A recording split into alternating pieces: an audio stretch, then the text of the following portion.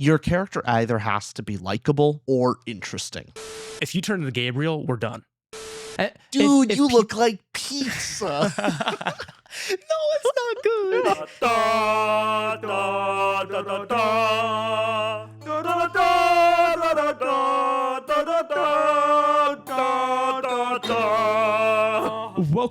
Welcome back to the Tutor Ramble podcast. My name is Austin. My name is Richard. We are in the new studio, as you can see. Quick nod to this, Rich. Or my living room.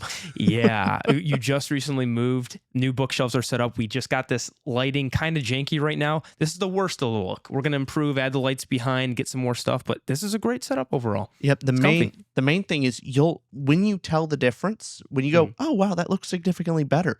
That'll be when Jacob from Talking Story, does a little video call with me and helps me out because he'll work his magic. He knows what he's doing. Yeah, we're gonna get the lights proper, the audio system.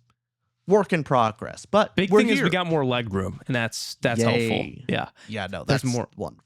But you can also see basically all the books fit now. But okay, let's get to Empire of Vampire. We'll talk this in Rambler Report also, stuff, but just so people are aware. Yes, I know the books are in no order whatsoever. They were literally just thrown on the shelves because I needed space and we needed to move. That will be handled later. They're all disordered. You're going to have to suffer the chaos for now. Empire of the Vampire, we just read it for our book club, actually, and it was our last month's pick for July. But Empire of the Vampire is a trilogy by Jay Kristoff, and Empire of the Vampire is the series name, but it's also book one's name. It came out in 2021. Rich and I have read it. We'll let you know, hey, what's it all about if the reading experience is for you, and also our personal opinions, which if you see by the thumbnail, wasn't a big fan of it. No, didn't like it very much. We'll get into those, but who is this for, Rich, who would like the book Empire of the Vampire? Basically, do you really like The Last of Us? And do you like vampires? It's The Last of Us with vampires instead. There you go. A bit of a trinkle of Between Two Fires, if you've read that as well. Yep. You get those kind of nods as well, which we did like Between Two Fires more than this one. Mm-hmm. But you have that. The basic story is you get this character, Gabriel, who is his murderers coming into his room. It's a vampire who is coming into Gabriel's room, and instead of going to kill him immediately, wants to get his entire life story of Gabriel, and Gabriel gives his life story in two different kind of time periods. He tells his story about him growing up when days end. I'm sorry, am I getting that right? Is it days death? Days death. Days death. He tells the story of when he was a kid and a teen, of when the sun stopped sunning. As I think that's the appropriate verb. It stopped doing the sun thing and became very vampire dusk land with solar eclipse. It's days death. And so vampires are now around and he witnesses these horrors. And then we also get Gabriel explaining the story 20, 30 something years from them when he's much older and on this quest. And it involves finding this holy grail quest. So I think it's only about 15, 16-ish years. You might be right, yeah. But no, he is... Basically, he tells the vampire, he susses out that the vampire is really after what happened to the Holy Grail. So he's telling his story of... To Jean, I believe the vampire's name is. Yeah. How he found and how he lost the Holy Grail. Mm-hmm. So it's those two stories in a somewhat unorderly fashion. Mm-hmm. And so, yeah, it's the framed narrative, just like you would get from Sun Eater if you've read that. The Name of the Wind, if you read that, it's that frame narrative going back and forth, and it's involved a little bit more, so you do get him talking with Jean, the vampire, a lot trickled in throughout the book. But that's the book, and in our book club, which if you want to join that, link in the description below to join us, our next month's book club is Cradle, Unsold Book 1, so we're going to be starting that shortly. But some in the book club, like Judgmental, was saying that he was okay with the mimicking because it does mimic a bit stories like Last of Us, and he really loved the book. So if you're going to like the book a lot, you'll probably be okay with the inspirations that it comes from and a lot of the one-to-one plot arcs that it does from other stories. So that's one case. But Rich, what is your Rambler rating and thoughts overall? We can get into what our feelings are. Yeah, so I was mulling it over since our book club. Yes. I'm giving it a 2.25 out of 5 stars. Fair. Yeah. Yeah. Very, very disappointed. Yeah, you could convince me to bump it up a 0.25. I ended with a 2. I think you initially gave it a 2. I think I will go 2 stars flawed for this book. Yeah. Yeah. I could also be convinced a little bit lower because I did I'm start right in that range. Yeah. I'll be honest, the thing that pushes me up, like if it really what's pushing me up a little higher is the prose and world are very good. If you we'll talk about the world if you because I think you probably disagree with me more on whether the world is good or not. And so we could have a disagreement there. No, I think the world's good. Yeah, it's good, not great. There's some aspects that are flawed, which who knows, could bump me down. But right now, I think very disappointed is the right word. And spoiler free for my take on this is what I didn't like about the book is that so there's two elements of this because we're getting the backstory of both having young and old. You get a lot of middle grade elements that you'd see in a Percy Jackson type of story with like magic abilities, being a secret user, like what's your kind of type. And then also you get a ton of cursing and the older audience, like edgy, brutally edgy goth humor as well. So I feel like it can't find the right balance between, wait, is this more middle grade and, lack of a better word, childish? I love childish things. I'm a child, but the blending the childish stuff with the edgy humor made it come across as like, what kind of book is this? And more so threw me off. And I couldn't get invested in Gabriel as a character. A lot of the themes that it's trying to explore, like you get this from page 1. The intro of the book is basically Gabriel saying, if God is real, he's a damn prick. Yeah. Right. Because he's saying, how can all this suffering, evil happen in the world if everything sucks and suffering sucks? It's the question of theodicy. And so that question's pertinent throughout, but it doesn't go deeper than that. It's just kind of there and it's asked in a very edgy way that doesn't make me think about it too much. So all the elements that are to like that people do like about the book don't teeter my totter. Yeah, no, I would agree with you. The crux of why I did not like it ultimately is because of Gabriel. I'm not invested in Gabriel's character. I find him annoying to follow. Your character either has to be likable or interesting. One of the two. One of the two has to be the case. Okay, if they're not likable, they're not particularly interesting. They at least have to be fun.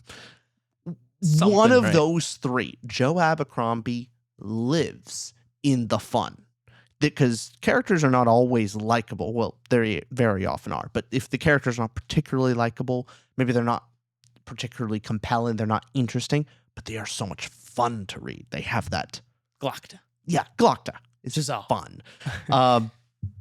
Same thing with if Book of the New Sun, Gene Wolfe. Gene Wolfe, yeah.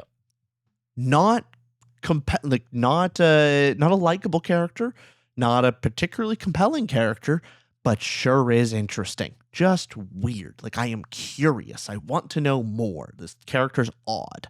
And so I'm curious to follow. Gabriel, none of those things. And I do think when we get to the characters and start spoiling things, I think there's a problem that was pointed out in the book club of why we weren't able to attach to Gabriel, which we'll get into. But last spoiler-free thing to say, anything else that you want to tell people of what they might connect with, why you didn't, or why you wouldn't, why you would say you really dislike the book? Sure. I think ultimately one of the best things about it is the writing for the action. I think the action is well done. Yep. And that could be very fun. It has a lot of like more ground-to-ground moments, so it does a little bit Joe Abercrombie-esque of telling like the individual like fights of like the sword pass here. It was a moment-to-moment fight scenes that I think were well done. So if you like that, maybe you'll connect more with it. Yeah. I think we both agreed it would have been a DNF if it wasn't our book club book. Yeah. Which that's what sucked the most is because then we wouldn't have ended up finishing it to begin with. And I think another one of the elements in the book that we talked about it a little bit was Gabriel's character, but also as we were saying, hey, it's comparisons to Last of Us and that. And you said the more you thought about the book, the more that bothered you. Was the comparisons? Is that true? Yeah, because it goes beyond, because there's plenty of stories with a found father-daughter relationship where The Last of Us isn't the only one.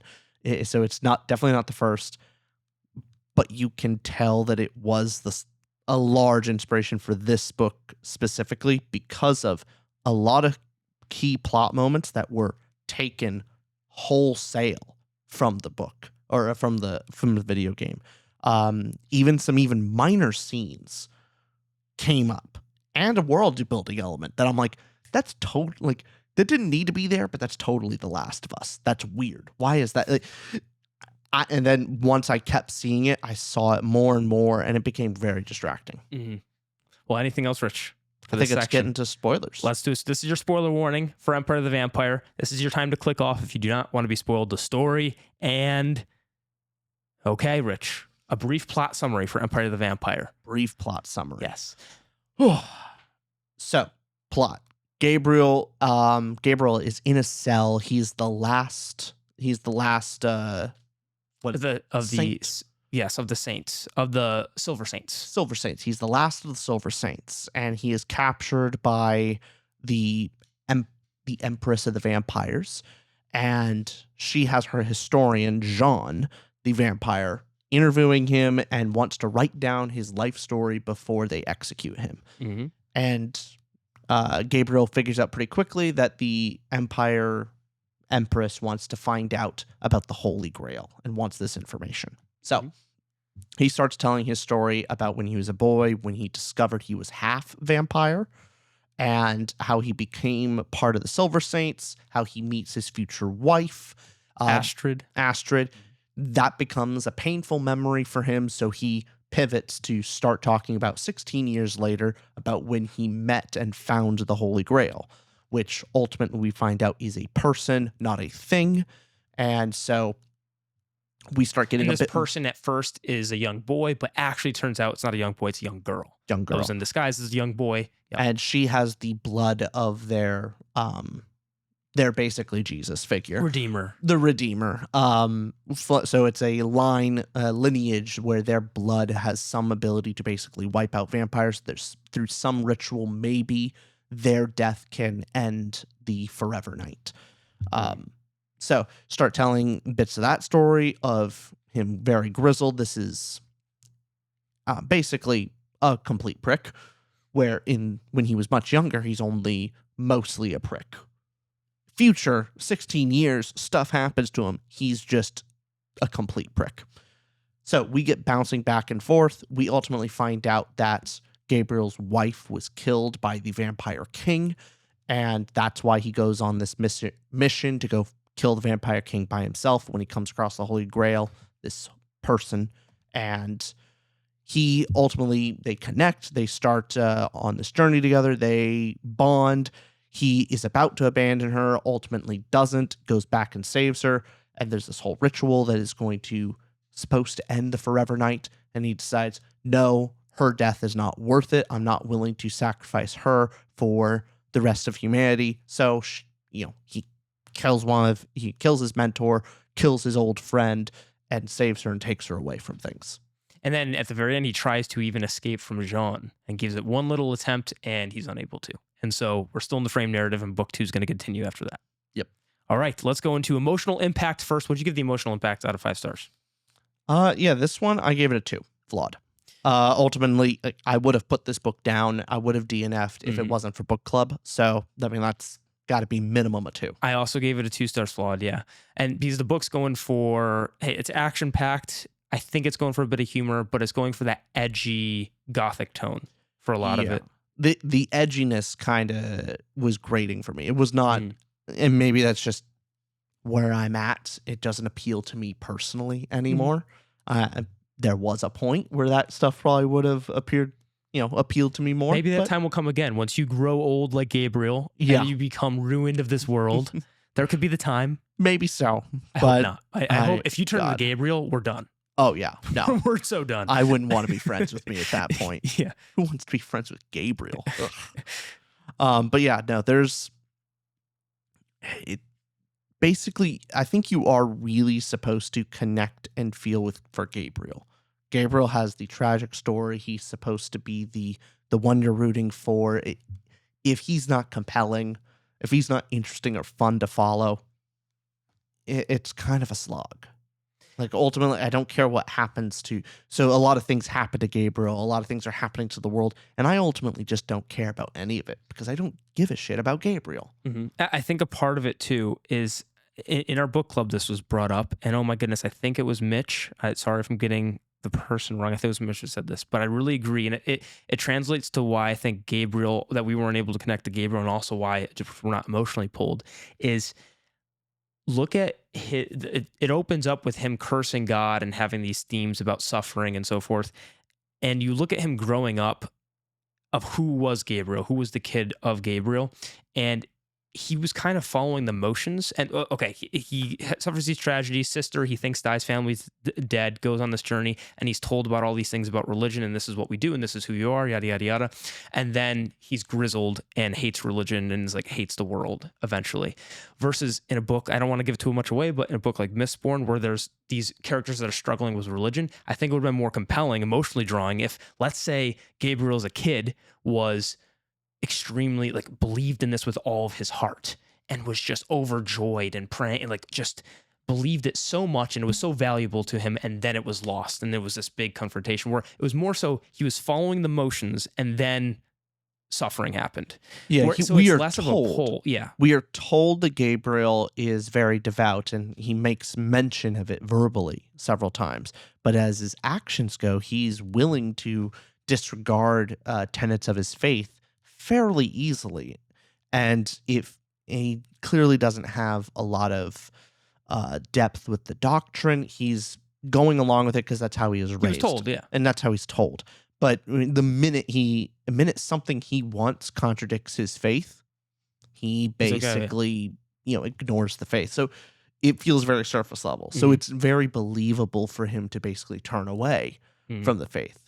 Versus maybe a bit more compelling if he was a true zealot, and then you see, oh wow, he's now the opposite now. How did that happen?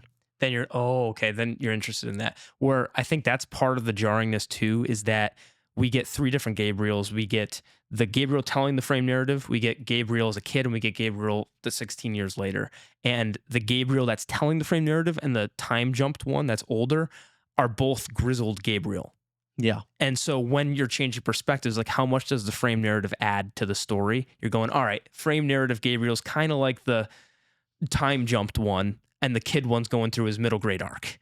Yeah. So as that was bouncing around, it didn't justify the frame narrative enough for me to be like, okay, I see why we must be telling the story this way, other than getting to jump back and forth between those stories at will. We'll talk about it more with plot specifically. Yep. But frame narrative inherently, by its very nature, is going to remove some stakes. That's what it does. Like Sun Eater, yep.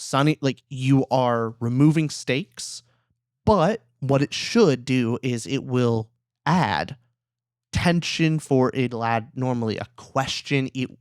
If you're not concerned about what's going to happen to a character, you're concerned about, well, how did that happen? Yeah. Like seeing a drastic difference and going, wow, what could have turned them that way? But we already know. But we already know, And the and thing that's that question has telegraphed. to be very interesting. Well, also it's extremely telegraphed where we know his wife and kid's going to die and patience, because it's anytime it's brought up, he shoves it away, and we know that scene's coming. And I went to, hey, is that building up the anticipation of, is it that dramatic? Oh, when it happens, it's making it tense rather than a quick explosion of a surprise. I could see that, but it being telegraphed, the scene coming, it was brutal. With was it Voss, or I'm trying to think of the name. Sorry, character names. We should have done our thing where we wrote down the character names all beforehand. But when they are killed, I know on paper it's well written. Like, oh, I could see why this is gut wrenching. Mm-hmm. Oh, that's gut wrenching. I don't feel gut wrenched, but I could see Gabriel being gut wrenched. Yeah.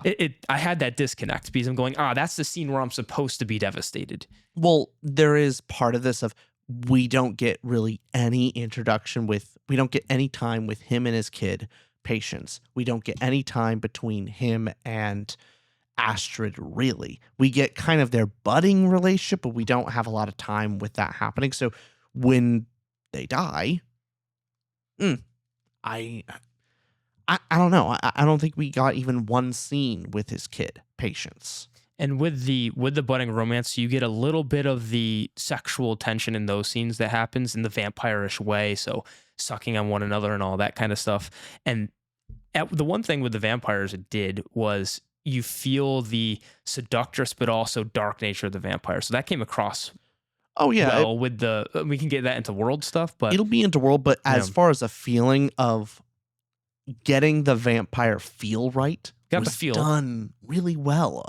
Vampires are supposed to be scary monsters, but Scary. also there's an elegance and a there's a seduction nature to vampires. And often you'll see media that will go one of the two directions. The Twilight goes far more sexy, seductress vampires and less monster-esque. Then you get more of a Nosferatu or some of the newer. What was the most recent? Nosferatu was really recent. Really recent, like that's far more monster-esque. Roger Eggers did that one. Yeah, Roger Eggers. This balances, the Sinners. Oh yeah, Sinners is Kugler. Yep. I think balances it a little bit more than it's not just That's monster, my but favorite. it's fair. That's literally my favorite depiction of vampires. Is in Sinners. It's my absolute favorite. It's brilliant. Like the Irish Vibe song. Oh, okay, go watch Sinners. But I think it leans more monster than it does. elite seductress type of deal. It is supposed. Vampires are supposed to be inherently sexy. It's supposed to be the thing. But point is, this book does that. It balances that well. They feel like monsters, and they also feel like these. The entities that are vampires are cool. It's just I don't care about them individually is the problem. Sure. And so, and when it gets into the edginess, this dark vampire, like, we're talking sex and robot. What's the show name? Sex and Robots. But we're going over sex. We're going Death, Sex, and Robots, maybe. Death, Sex, and Robots, something but like that. There's sex, there's death, there's gores, there's a lot of cursing, there's the F-bomb, F-bomb, F-bomb, F-bomb. And then I think this book's attempting at a lot of humor too, which didn't land for me. So one of the lines is like, fuck me, I breathed. The Testament's named sodomy a deadly sin, so I'd rather not, Talon offered a brief smile. But you're very pretty, De Leon, and I appreciate the offer. Like, that's a joke line where it's, you've ever heard someone say out loud, F me, and they're like, I appreciate the offer. Like, we've heard that before. Right? Yeah. So it's a lot of that cursing humor and sexual humor that was also mixed. And I think I'm more down on that, mainly because it's also mixed in with what I feel is a very middle grade type of story as well. You've got your Gabriel being a kid growing up and having, there's four different powers. He's the fifth one. And what's going to happen? So let's get into. Let's say that tough plot. Okay. But let's go to thought provoking. Let's go into that. What'd you give that out of 5 stars? I gave that one a 2.5. Disappointing. And the only reason I don't give it lower is I don't know how much it was attempting to really dig into the nature of it. I gave it 2 stars flawed. Yeah. But yeah, it's the big one we've been talking about, and it's there. It's nature. Suffering. It basically the nature of evil. And the question, if God is all good, all powerful, all knowing, then why does God make us suffer? There's why is there evil in the world? Why? And Gabriel even brings up several times of, hey, if God is all knowing, why are we even bothering to pray? Isn't everything determined? Like, doesn't he know what you're going to do anyways? Why does it matter? Why? And then when character says, well, it is to test you in your faith. And he's like, God already knows. Why is he testing me?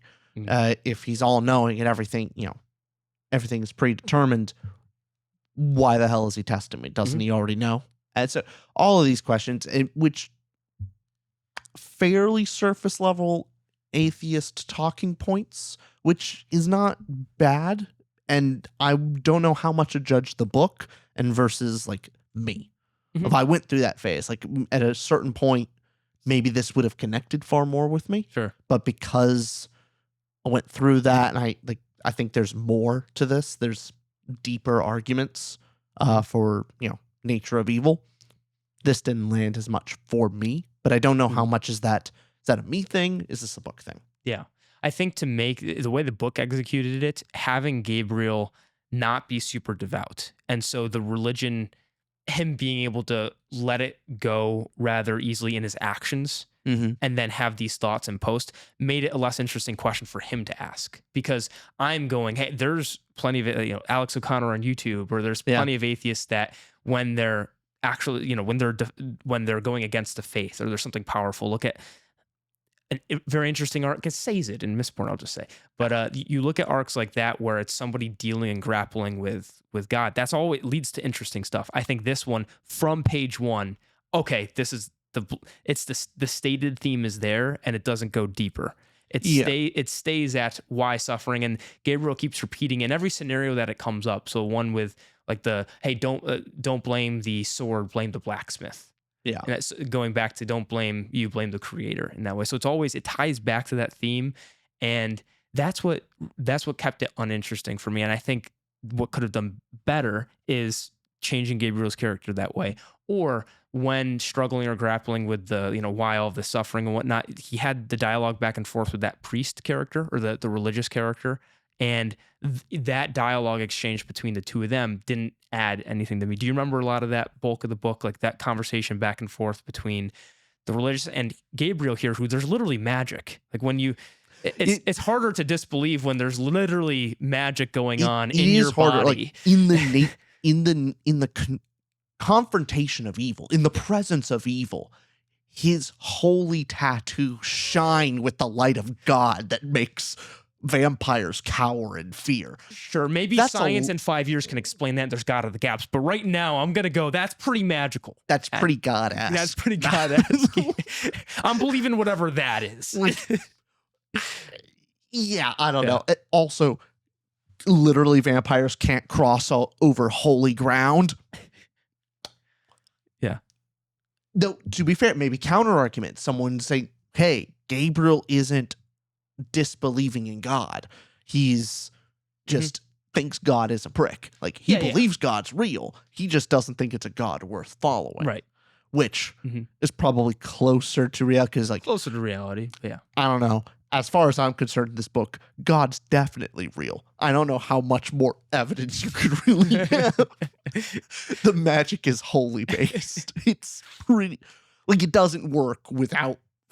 Again, there could be some explanation. Who knows? It could the proof of their one faith is totally true. Hey, our magical tattoos glow in the face of evil. I don't know. That's pretty good to me. Good evidence. Could just be a magic thing from some sci-fi. Who knows? I don't know how it would be explained, but yeah, it's pretty evident. Why can't vampires cross into their church? That seems like pretty magical. Like it's just a holy church. Holy water actually works. It literally works. Something about it. Like, okay, how do you make holy water? You pray over the water. So those prayers must be doing something. Those are pretty, physical, like enacting prayers. Those prayers are tangible in the real world. And then you have Gabriel who, even if he does kind of believe, it's just okay. Even if he is real, he's a prick, is what he's saying. It actually it did make me think about the story that I've had in my head of something specific is the central theme that I wanted to tell was basically a pastor or a leader of the faith in, basically schism with his own faith and questioning it. And the big thing, and this cemented for me like, what I had to do, I think I'm going in the right direction with it is in the extreme of very devout to the basically combating against faith. How is that a dramatic change happening with this being less of a dramatic change? So, yeah. Yeah, it makes me want to read your story even more. Yeah, that whole theme you got. Yeah, I hope I can do it right. Yeah, and so there's also the theme of abuse because he's abused as a kid. You see his bullies were abused as well. That passes on. You get there's themes of brotherhood and those general things, but really does come back to this question that it's asking, and it being such a prominent question and not leading many places is what the thing that you can get into grimdark territory. This can be true for Abercrombie, Malazan, any of the sort. Is hey, if this is grimdark, if this doesn't matter, why should we care in the first place? And the thing that it tries to tie you to is Gabriel and Dior's relationship. And sorry if I think it's Dior, right? I'm getting that right, audience. You got it right. It's their relationship, and like so things matter. Hey, patience matters. His family matters because the thing that without God, what do you put on the top of your hierarchy? In Gabriel's case, it's patience.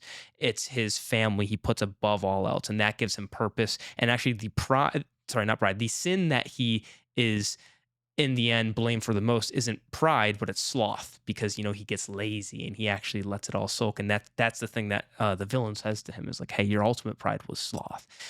Sorry, your ultimate sin was sloth. I can't say sloth right now." But he also made a little bit of a point of like, "Hey, why should pride be a sin? Shouldn't you be proud of your actions and what you do?" Any of that stuff get you, or? Nope, I've read my Chesterton. You right? I've read my I've read my C.S. Lewis. Yep. I also watched my Alex O'Connor, so I'm like, you know what? I'm all caught up. I got the solution to pride. Like, I understand why it's a sin. Honestly, I was in Gabriel's position before good old Chesterton. And that could be. Let us know what you guys think about the theme below, because maybe we're not over knowledge about it, just overread in some of that stuff, so it comes across less interesting when it's the bare bones. Maybe it's that, and it's the amount of focus that it was. But I got nothing else for themes. Anything else before characters? No, we can move into characters. Characters, what did you give it out of 5? I'll give characters a 2.5. Ultimately disappointing. Okay. Yeah, I'm across the board with a lot of these with 2 stars as well, flawed for the characters. If it was just Gabriel, I would go much, much lower. However, I do want to give credit. I think a lot of these side characters have a lot of good character voices to them. They feel very unique. Yes, maybe they more serve their purpose, but they felt far more alive than just pawns in the story. So I'd like to give credits there. What'd you think of young Gabriel and his interactions with his family, his sister, and anybody he met there, or Greyhound, who was his first introduction into the world of the Silver Saints? I think it's Greyhound. Oh, sorry. Yes, Greyhound. I think Greyhound did well. A lot of the characters that stand out the most is younger Gabriel's compatriots. So his bully, which I'm trying to remember, it's Aaron, I think. Oh, yeah, Aaron. Yep. Yeah. In the beginning, I didn't really care for him because he felt far more the stereotypical bully, like, oh, really? The noble character just keep calling him peasant, and it's like, and the whole point was, oh, it's the cycle of abuse. It's his like defense mechanism. I think it felt far more cliche, but he eventually turned into something more Aaron of an had interesting the biggest character. arc in the story. Yeah, more of an arc, more interesting growth there. Greyhound, I think I liked him as a mentor character, very very troubled, and I did like how he really stuck to his guns, especially when he told Gabriel, like, I will never be your teacher again. Like, we're never. And it made a lot of sense, even though Gabriel is, promising, saves the day, ultimately does all these heroic things. Ultimately, Greyhound says, like, you're disobedient. Like, what I care most about is obedience, and you're not that, which I think ties really well to the ending of ultimately Gabriel can, like, you're a disappointment. He can do all these great things. He can be the best Silver Saint. And ultimately Greyhound will say, I'm disappointed in you because you just didn't follow my orders. You didn't, follow. And so considers him incredibly disappointing, even though, slays a bunch of vampires and everything. So I think good foil as a mentor. Sure. What did you think of Baptiste as another character, or Clara as another character? The rest of the. I liked Clara more than Baptiste. Baptiste was there. There wasn't much, I think, to him. Sure. Clara was a lot better. I liked just the kind of mousy nun that's very devout. She seemed nice until the very end. We're like, oh, very not so nice. Is willing to sacrifice a child for this. But I liked their characters. The thing that was most flawed for me, what goes back to this middle grade issue that I had in general of having the story be edgy, dark, curses, R-rated, all this stuff, and having talking about themes of God is dead and all that kind of stuff, or God's a prick. I shouldn't say God is dead. In this kind of world, and then the characters having the archetype of a a teenager rom-com of where replace some of these characters with Astrid, the I'm not like other girls, the more on edge kind of character. The character you I have don't him, like is her. yeah, you have him and you have her. You have your best friend character. You have then you have your bully. You have your school bully that beats you up and takes your lunch out. You have all those kind of archetypal characters combined, and then on top of that, Gabriel, who is more passive to me as he's going through, whether it's his religious journey or just his fight against the vampires. Is he goes from so father abuses him, and this leads him to his next. Oh, what's up? The more you're saying, the more I am convinced to lower characters down to a 2. Okay, there we go. Flawed is the right word, not disappointed. And so Gabriel, he abuses a kid, and he witnesses these horrors with his family and the vampire, and he has to literally he thinks that his sister is now what was his sister's name? Started with a C.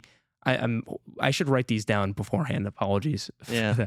But anyways, he is, and then he ultimately sees his family dying from it as well. So you see why he's this troubled person. It's all explained. We get why he is the way that he is. But on the level of like, what is Gabriel's his vocation is? Hey, I'm going to kill vampires because of this. And God's like, to me, it's just he's got a one note thing going on and not much else other than that, and that's not enough to carry, especially a protagonist. I'm going for I need something else, and I especially need something else when two of the Gabriels are the same, and the other one is the school guy that's going through a training arc. Yeah, and so there's all that, and then when we get him and the Redeemer come again, the character, which is Dior, yes.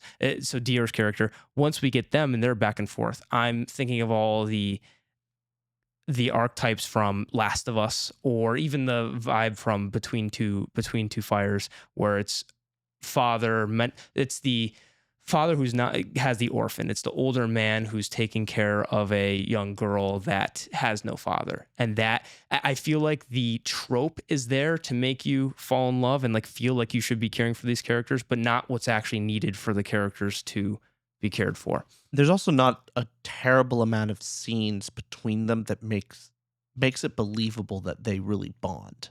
Compared to something like Between Two Fires, there's a lot more individual scenes between the two of them on seeing, and the story really follows them.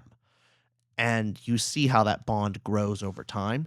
In this one, even during the future Gabriel or middle of the timeline Gabriel, a lot of that time isn't with her. It's them kind of at a distance. They're part of a group. He just is more like, that kid's annoying, but doesn't go any further than that. It's much, much closer, like well over halfway through the book. I think you're close to 70% of the way through till they start actually talking and bonding and having this connection, which to me, way too late for that to happen. Needed to be a lot earlier and have more scenes of them together and let them go through more challenges. And why do they actually grow close? And feels far, and I think it is mentioned in the story, far more surface level of she basically tells him like, hey, I can't be your daughter. Like the reason why he is connecting with her and wants to protect her, it was the shift when he finds out, oh, you're not a boy, you're a girl. You're just like Patience. You're just like Patience. And so he basically pushes that role onto Dior. And so that's why it's so quick for him. Yep. Not nearly as compelling. There's something to that, but the fact that is just kind of told to us and then it's a fairly quick switch, I would have preferred more time with them together.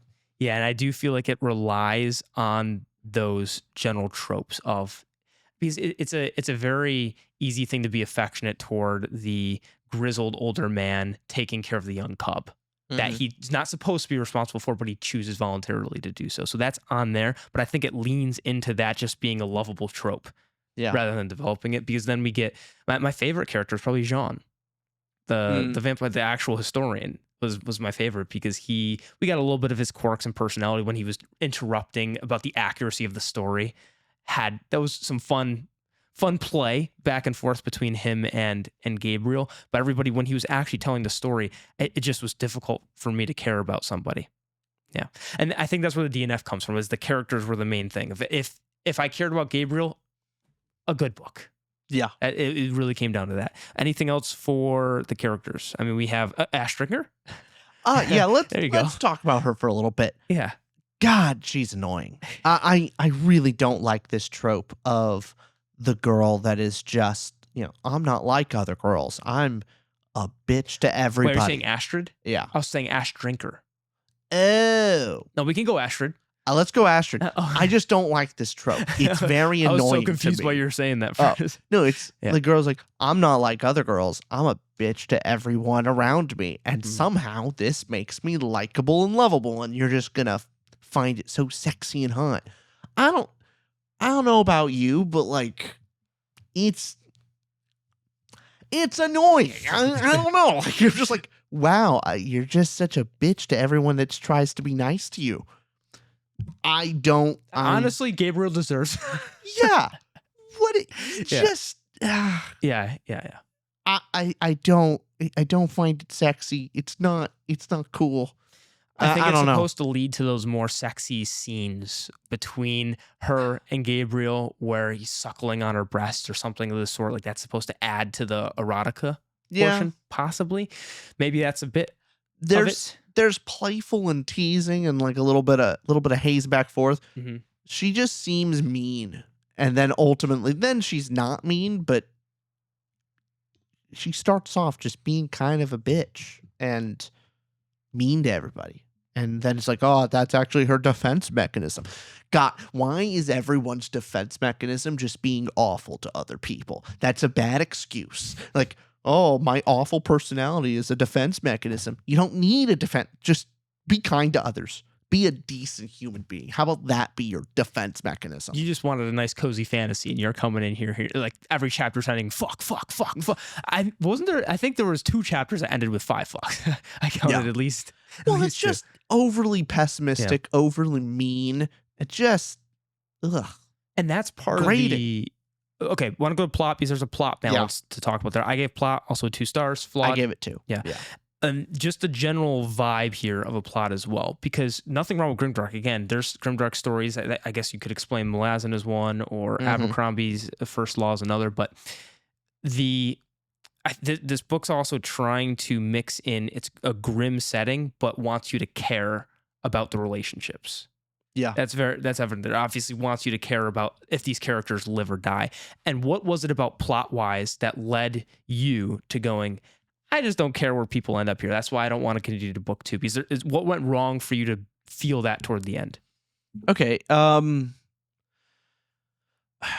So right out of the gate, there is something to be said of, okay, we know humans have lost. Yep. Basically.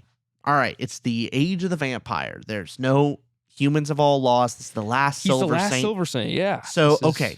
Humans gone. Mm-hmm. There's a lot to, okay, well now I know all the humans are going to lose. So I'm already at a point of like, okay, is this a futile, like, are they striving for something? Humans fought to the bitter end and, it's the, noble loss. And then pretty quickly it's just, just humans are bastards. And I like bad people doing bad things. And ultimately, like, I don't really care as much that humanity loses. Especially with Gabriel at the helm, kind of a bastard. He says it himself. And like, yeah, I don't care. Then with pretty early on, very telegraphed that the reason why Gabriel has lost his faith mostly is because of his wife and daughter being killed. But it was telegraphed so early that when the scene comes around, it's I say that too. Yeah, on that, just to give each example of that, of the person who loses their faith because of some awful thing that happens. The opposite is true if someone gains their faith because they're at a low point in their life and something incredible happens. It's the opposites of each that happens. That character that, hey, they've lost a lot, somebody has died, therefore they're pessimistic. Or that character of faith that they were at an all-time low, something great happened, and that's why they do believe. But or then maybe nothing even great happens, but they're at an all-time low, and that's something hits. They have a moment, the Holy Spirit, whatever that might be. But the point with that is that it's just that. It's that moment there, and there's leading up to that moment where he loses his faith, how many actions were actually made where you see, man, he lost something that was integral to his persona. This was who he was. This was Gabriel. Or even before that, with the abuse he had as a kid. So Gabriel's character's all explained there, and it's more so to make you invested in Gabriel's plight or in his story. What would have needed to happen in the plot? I think we really would have needed to see him as the great Silver Saint, like the best Silver Saint, not just him killing these vampires, but like we are talking about before, of him being very devoted in the faith, it being an integral part of his character. To see, then the question is like, oh, well, how do you get there? To give a Sun Eater thing. This is, chapter 1, page 1 of Hadrian Marlowe blew up the sun. Billions dead, like, oh my God, how the hell do you get there? How does one, fire at will? How do you get to that point that you blow up the sun? We know it happens, but there's a big question. Then we see Hadrian as this young, optimistic kid. Very optimistic. Even oh my God. Very early on of, oh my God, this is a very different character. How the hell does this kind of pacifistic, soft little noble boy get to the point of willing to blow up the sun? How does that work? And then in this story, we see Gabriel abused by his father, his sister, and mother, people are dying in front of him. And you go, yeah, I kind of know how he got there. Yeah, it kind of makes sense. Yeah, okay. Yeah. And that's... lots of human stuff, okay, all right. Yeah, makes sense. And even then, that stuff could happen, but how does he react to it? Yeah. Does he dive deeper into his faith? Does it become a place of refuge for him? Does he, go to the Silver Saint and stuff like, no, this is a holy crusade, and I'm going to, I'm very devout in my faith. Do you have him scenes praying to God? No, you see him just macking on girls and breaking the tenets of his faith because he's a horny little teenager. And ultimately he breaks the rules when Grey Hand orders him. He's very prideful. He has all of the makings of course he's not going to follow the faith. And then he's kicked it. All of this stuff makes sense. He was only going through the motions. And then you add on, so he's already going through the motions with his faith. You add on top of that of the end of humanity, the end of the world happening. A lot of people are going to question their faith at that point. So it's just not that compelling or surprising. And there are plot twists and moments in this. So Dior being a girl, not a boy, the Holy Grail being a person. Those moments, did they hit you? Were they good plot twists? Anything like that? No, because I didn't care about everything ends. The problem is, okay, the human reign has ended, and it doesn't look like any of it was worth caring about.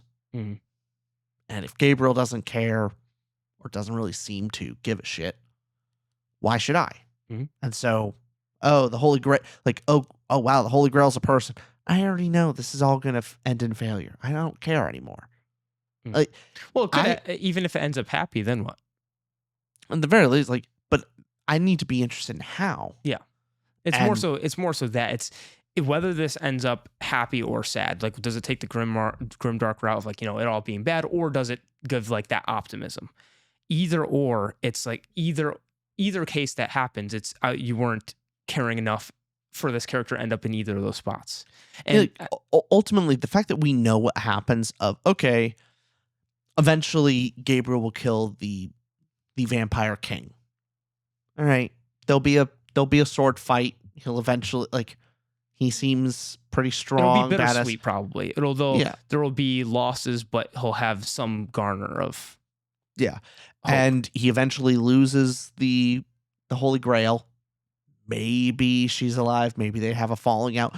But ultimately, I don't care. I don't care how that story on how that happens doesn't seem very interesting to me. I think that, okay, the use of the frame narrative we wanted to save for plot, because the whole structure of this being frame narrative, then young and older Gabriel, ambitious to kind of mix and match that. So it's, I like I like, just like in Strength of the Fuse, like an ambitious plot type.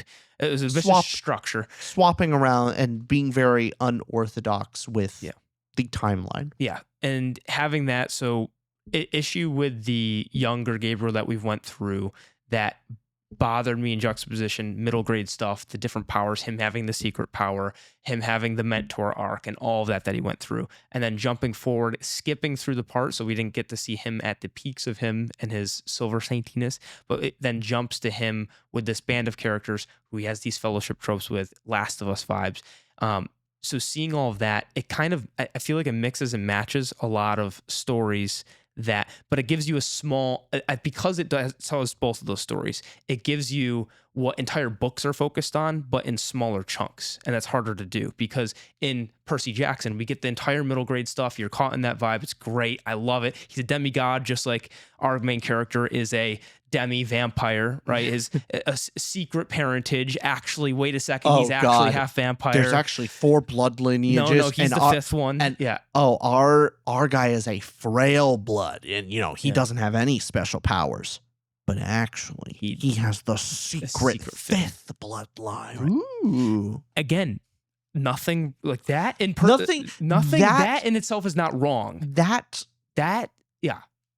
trope doesn't work. It feels so lighthearted and middle grade that when you combine that with the edgy Dark Lord, and everything sucks. Right? That's what it is for me. So the edgelord stuff doesn't work with the middle grade trope. It feels weird. That is the plot flaw for me: is having the middle grade shoved in with the edginess, dark humor, like darkness, Last of Us, everything. Like that is the mix. I'm going like, wait a second. So then, this is for adults. Yeah, clearly. I mean, ultimately, how much better could this story be if you cut out most of the narrative of when Gabriel's a child, or when he first joins the Silver Saints? I'm wondering if this would be a better story of maybe you get flashes of him becoming the Silver Saint, this great Silver Saint, through maybe type of interlude chapters, and we get little flashbacks here and there, but instead spend all of the story of him with the girl Dior, and then we, slow through them, we get to find out like, oh, this is the once great Gabriel Silver Saint, famous, and now look at where he's at. And through him talking to Dior, we could find out more about his past, but we get time for them to bond. I think the story, and then all the edginess, the grim nature, edgelord stuff would work a little bit better, maybe, with that story. Yeah, maybe. I really don't think, other than world building. So a lot of your world building on how the Evernight Days came Death to be, and all Days that. Death came to be. What are the vampires like? What are the powers? What all this world building stuff does come in the young Gabriel scenes. But as far as the characters, the plot, I don't know if it really does a lot. Yeah, that latter half where the telegraph scenes of wife and daughter dying and those kind of things. Do you think if that was struck, are you okay with that not being that? Are you okay with that being telegraphed, but wanting it done differently? Because there's nothing wrong with telegraphing in and of itself. Of hey, this foreboding thing's happening. There's nothing wrong with a Hitchcock film to table. We know the bomb's there. We know it's going to explode. It's just when's it going to happen. There's nothing wrong with that kind of anticipation. What didn't work about that here? I was questioning myself of, is it supposed to be telegraphed or not? That's got to be. I mean, because I felt like it was fairly obvious, but there were moments where I think it was supposed to be a surprise of the later half when people are saying, basically the story was very much trying. There were several moments where I think the book was trying to be clever, and I don't think it was. So there was the times when Gabriel is telling Chloe that he'll be with his wife and daughter soon anyway, might as well go with you all. And she takes like, oh, okay, well then that's fine. Thank you for helping us out. Thinking that he'll go back to them soon. And I'm like, oh yeah, he's planning on dying. He's going to go be with them in death. Or when the story is it's almost about to come out, but then circumstances happen and he doesn't say it. Yeah. The scene in the church where he is, it's basically all comes out confronted, and Dior says like, your family is dead. I feel like that's supposed to be more of a shock scene rather than, that's what I don't know. Maybe it's part of that, yeah. Because, I don't think it is as it's telegraphed, but I think it's supposed to be hidden. There's supposed to be some scenes of it being a surprise. Mm-hmm. And especially at first when Patience is written on his, what was written on his hand, and he has in the beginning, because patience could mean multiple things. Patience is, maybe he's telling himself to be patient, but also her name's literally Patience. I don't know if that's trying to be clever in the sense of, his daughter's patient. Like there's supposed to be a eureka moment for that. I'm not sure. Yeah. But I didn't get that moment, but maybe that's supposed to be some moment to connect.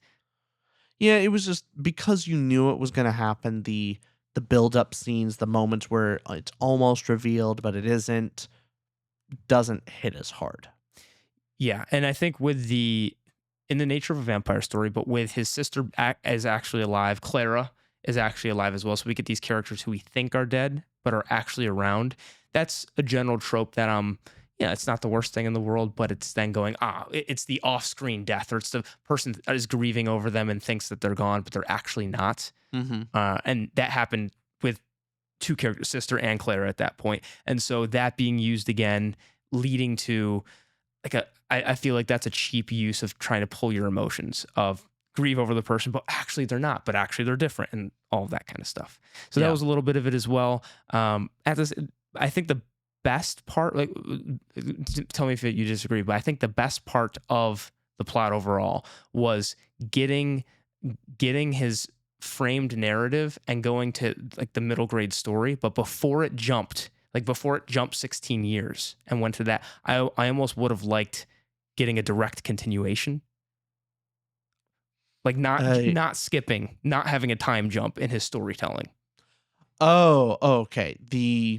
When it was first, when him and Jean, Greyhand and everybody. when he basically left and he left with his wife. Is that the kind of stuff that you wanted more of? No. But before we got the story structure, before we're figuring out that okay, we're getting young and then old Gabriel like this because what we're kind of getting back to in this critique is him as a kid and then finding out we jump over why he's sad and grim and all of that happens. But because we jump past all that, the in-between was him with Astrid and Patience and all of that stuff that occurred. Because we missed those scenes, we don't see like the uppity, amazing life that he had other than like, again, very scant moments. I don't know. Maybe that would have helped. But again, I'm just babbling over something that maybe we could have I To agree. I think the lack of scenes with Astrid and Patience makes their deaths not as significant to us as the reader. I would have preferred more of that. Honestly, I think it could even be better if most of the flashback is with them and their life. Maybe there's a story with Gabriel, the peak of his happiness. Maybe he's still, and change the story a bit where he hasn't completely removed from the world. He's still acting as a Silver Saint. He's slaying the vampires, but he has his wife and child. And give more of those scenes so when they do die, it hits a little harder. Maybe cut back on both ends of the scene. We have a storyline of him. So the whole thing of him being lazy, that's his great sin, is sloth. And so he basically was one of the best fighters. He was the chief Silver Saint. He was taking it back to the Vampire King. He was doing that. Then he's kicked out of the order with his wife and child, and he basically retreats from the front lines. The Vampire King is upset at this, goes and kills his wife and child to basically motivate him to come back again. We get before he becomes the badass and completely after. And I imagine with the next couple books, we're going to get it's going to fill in those gaps further and further. So maybe we would like the next couple books, is it's giving more of the more interesting meat, but we've already kind of been spoiled. Like I now my interest is a little gone. And maybe that's a part of it with the plot, is we get told a lot of these things about Gabriel, about the plot, but in action, it's what do we actually get for our substance isn't the scenes that I want to see are talked about off page a lot of the times. Yeah. So maybe that's a part of it. But okay, anything else for plot? No. Let's go world building. What'd you give world building out of 5 stars? This is my first pretty high score of 3.5. It's good. I give it 3.25, somewhat good. Yeah. How vampires are handled incredibly well. So I think this version of what vampires are, that's handled exceptionally well. Yep.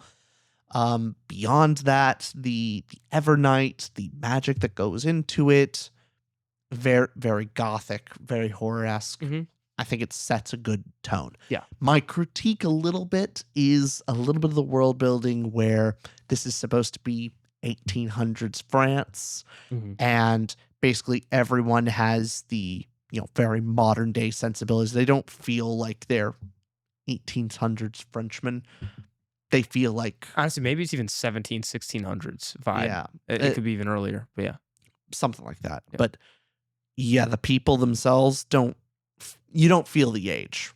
They all talk about the same. Like if you were to overwrite the date, it could be feels modern. It feels very modern. So I think that's a knock a little bit on the world building, but again, not enough to make it bad per se. It's just a flaw that I saw. It kind of took me out of it a little bit.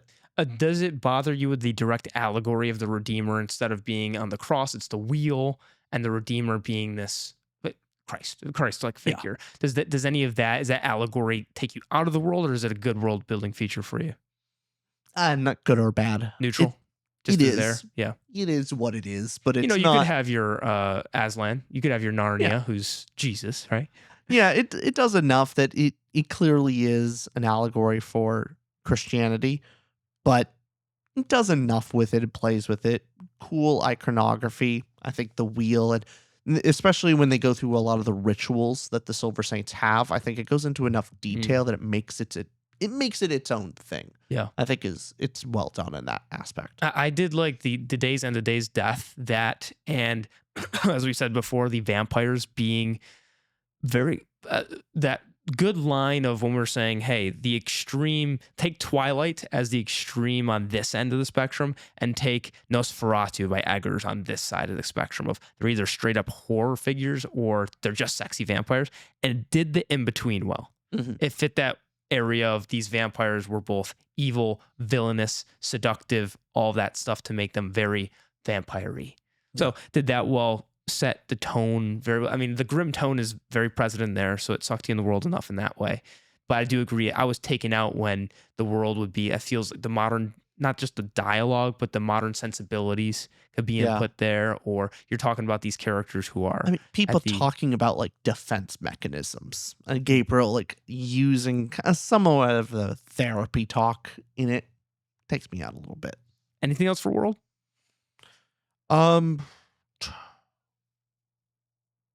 Yes. Oh, okay. Yes. It is a world building thing. It kind of is a plot thing. This is going to be combined.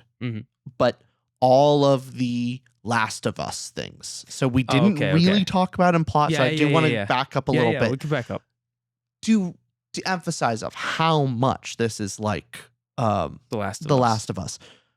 It's not just, father, daughter, found grizzled old man and daughter, girl that's been abandoned in that kind of budding relationship. It's not just that, because other stories do that. It's actually Dior's blood is somehow the solution to end the apocalypse. Same thing in Last. I'm sorry for spoilers, but you've already been spoiled. It's The Last of Us. Sorry. I guess spoilers for it, but if you've already read Empire of the Vampire, you know how The Last of Us ends. I guess. Sorry. Click off if you want. I don't know if you want to be don't want to be spoiled. For Last of Us stuff, yeah. Whatever. Anyway, Point is, in Last of Us, they, whatever, Gene, I can't remember his name. Joel is Ellie. Joel is taking Ellie to the science group. He's trying to get her to the settlement where they can use her blood to come up with a cure to stop this zombie virus. And they go like, yeah, we're actually going to need all her blood. It's going to kill her, but it will save the world. And he goes like, nope, not willing to sacrifice one girl to save the rest of humanity. Kills them, takes her out. Empire of the Vampire, literally the same thing. Of seeing she's going to her death, she doesn't know she's going to die. And same thing with Ellie and everything. But all these people he liked, they're going to sacrifice her, like Clara and all those people. And oh my God, they were actually leading me astray and lying to me. Now I'm going to kill my friends. Yeah. And so that pretty big, like taken wholesale off. But even some smaller things that once that happened, I went back in my mind and went like, man, there was a lot more smaller things that also took from The Last of Us. So specifically in The Last of Us video game, there's kind of the moment, the quiet before the storm, the nice moment before everything, goes to shit. Joel and Ellie are with this gay couple, and they're kind of like, they're rocking it, the apocalypse. And it's one That's in the show too, right? Yeah. It's a moment of brevity during the time. Now, in the video game, it's shown more in post, like, oh, it happened, like this gay couple was there. We only get one of them. Beside the point. But it was a moment of rest. It was the moment of kindness. And before everything goes down. Empire of the Vampire, we have Aaron and Baptiste, the gay couple, that they have a moment of quiet before, the shitstorm lays down, like going, that's kind of one for one. 1-to-1, yeah. You add on top of that, and this is world building. Last of Us is zombies but basically with fungus. Is spores and mushrooms are basically infecting living creatures and controlling them. Cool world building. I really love that stuff. Like mushroom zombies are awesome. But in Empire of the Vampire, it's complete vampires. I'm like, got it. Vampires were off to the races. I understand. The presence of mind. Now, in the north, there's a thing called the Blight that's somehow also related to all this apocalypse, end of night stuff. And there's a creature that they see a deer, and the deer turns and has all this fungus growing out, and it's kind of mutated, and all these like organic stuff coming out of its face, and horror-esque, but like fungus creature. So like it's a animal zombie with organic infection material. I'm like, that's The Last of Us. We went back to fungus zombies. We were already in vampires. Why'd you take that too? You were already with vampires. You had the different thing. Why'd you also take the fungus zombies? What, like, you were already taking so much. That seemed like something you didn't need to take. It's just added on. You did anyway. Yeah. Like, it wouldn't have been, it's a tiny thing. It's cool. It's a cool scene. But add on everything else, it seems weird. It's weird that that's also taken. Like a 1-for-1. Yeah, it's a one. Like God, how much more? Let us know down in the comments. What did I miss? There's gotta be more stuff that I just missed from the game because I played the game like years ago, so long ago. So let me know, what else am I missing that this book took wholesale from The Last of Us? Now, could that just be an homage? It could be.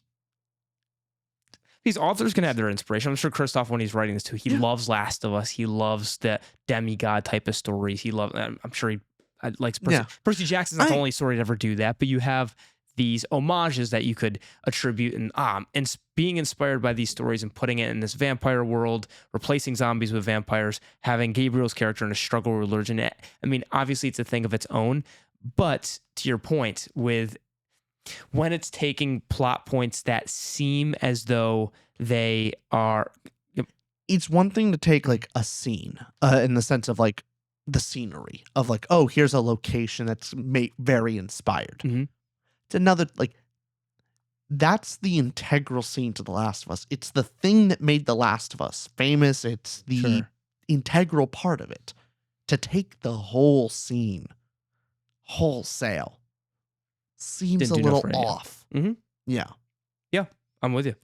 And you add that onto the world building stuff. If it was just the world building, if it was just the zombie Mhm. deer, wouldn't have cared, wouldn't have even noted it. Been like, oh, it's an homage. Inspired, It's it's homage, yeah. inspired.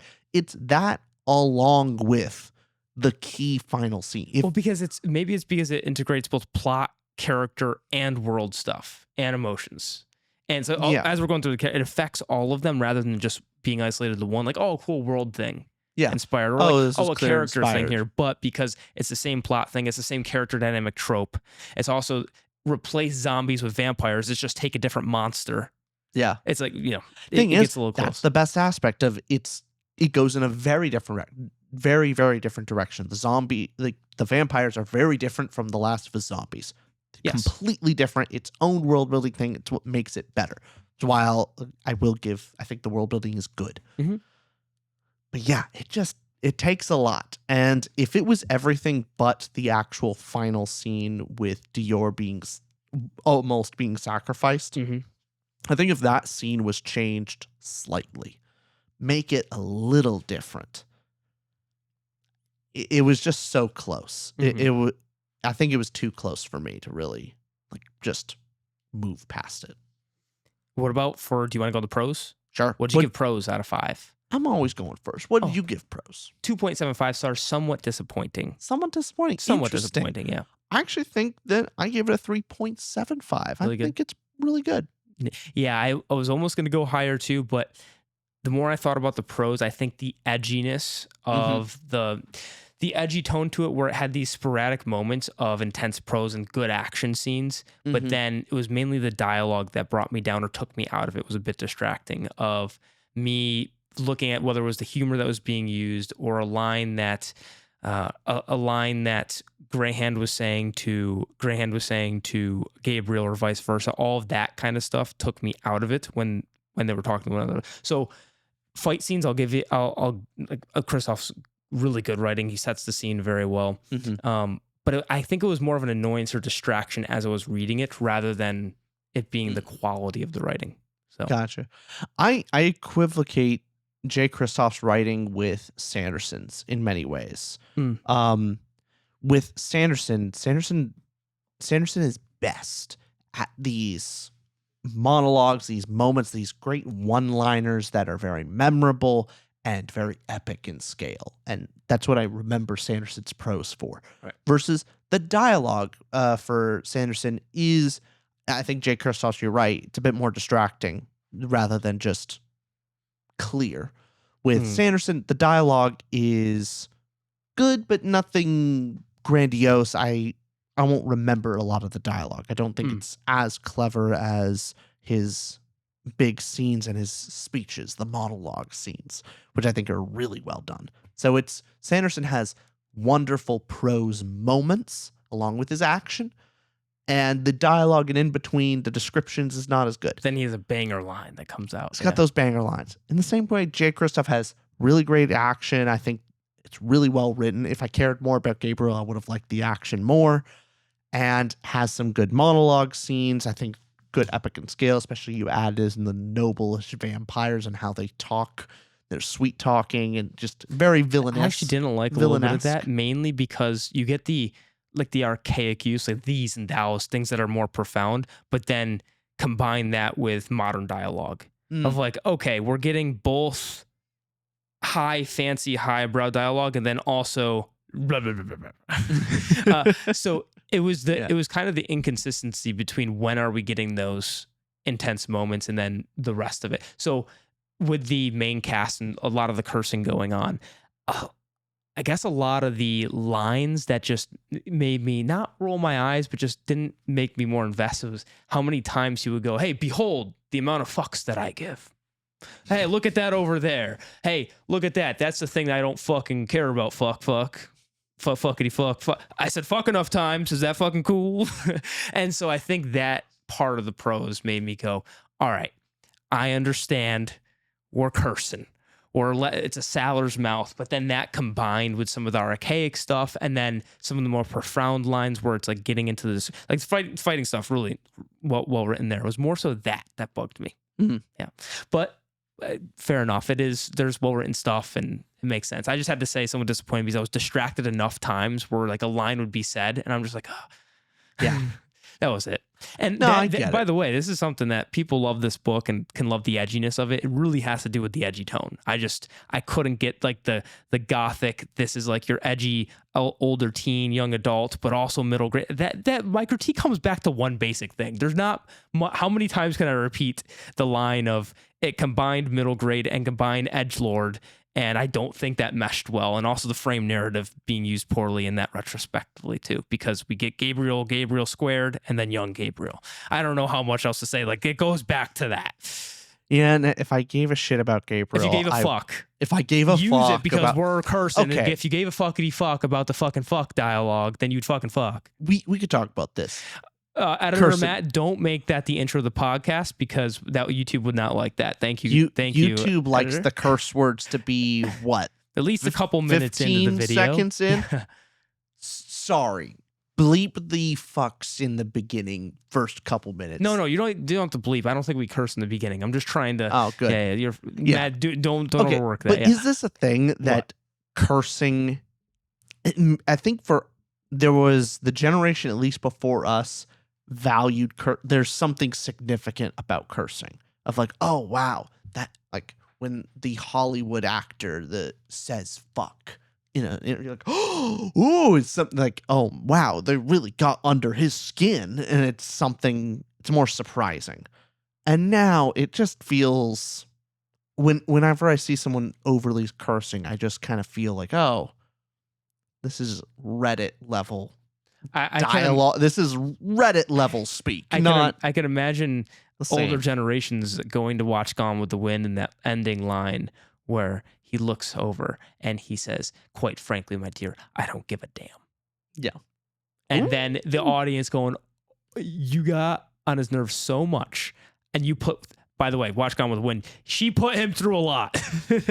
But you go through that entire story and he says, "I don't give a damn." That damn hits. Like, I don't give a damn. Oh. You ever see that Kevin Hart clip where it's Kevin Hart and is it Dave? Who plays the Marvel superhero that is oh my God, it's gonna bug me. It's gonna bug me. The movie. It's not Iron Man. It's Iron Man squared. It's Iron Man squared. Yeah. Iron Man 2. No. It's like literally Iron Man's other Iron buddy. Yeah. What's War his Machine. name? Yeah. What's the actor that plays that? The first one or the second one? Oh shoot, there's two of them. There's two of them. God. Hold on. War Machine, who plays? It's gonna put. Oh, Don Cheadle. Yes, Don Cheadle. Yeah. There's a clip with Kevin Hart and Don Cheadle where Don Cheadle said he was like 50, and Kevin Hart goes, "Damn." And then there's a pause and a silence in the podcast set, and he just goes, "I don't like the way you said that. I don't like the way you said damn there." And it's a whole thing. Kevin goes, "No, I was just saying. It was just a reaction. I was just saying damn. It's interesting." And then Don goes, "No, you're downplaying the damn. No, you did not say damn like that." And Kevin Hart's just going, "No, damn, I'm just interesting. Damn, I was just saying damn." He goes, No, you didn't say it like that." It was a whole back and forth. But curse words, and just going back to how profound they could be, the way you say them and all that. This book's obviously not going for that hitting you the same way. Clearly, it's just the overuse and the edginess of it. So yeah, it just didn't hit. It didn't hit as it was supposed to. But maybe that's a generational thing. But I don't know. Maybe I'm just not a fan of it. It doesn't. It cheapens the curse word if it's supposed. And I swear like a salty sailor. I can't do it. But I do think it is fairly low class, low brow, and beyond that, not as not as edgy as I think it is. Like, you know what I mean? Well, it's like on our trip we went on road. So like was it 2 months ago, the lake trip where we were all playing pickleball, and one of our friends goes over and is saying to one of our, because we're all doing a tournament and it's 2-on-2s, and one of our friends shouts to him in the corner, goes, "You're not that great."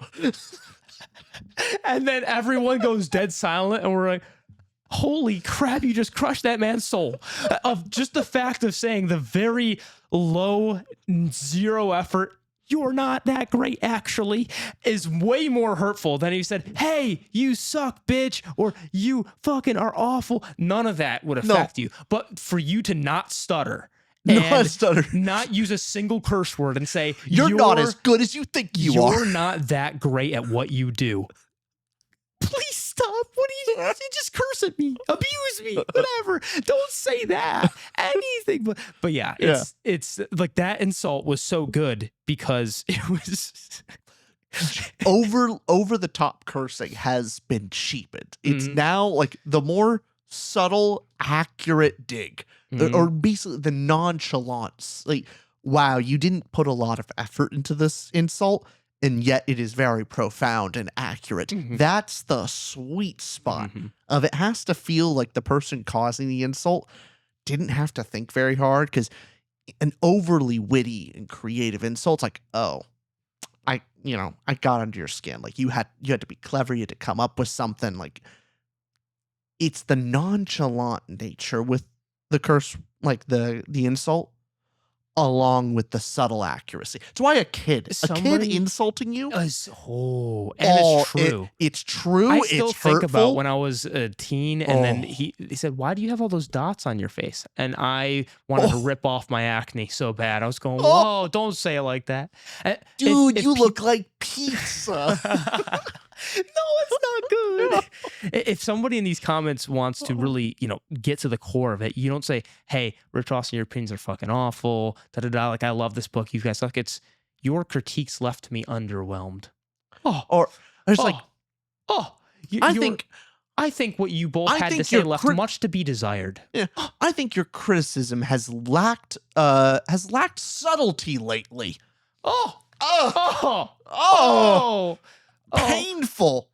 It hurts. Like that's how you get. That's how you slide the knife between the ribs. Yeah.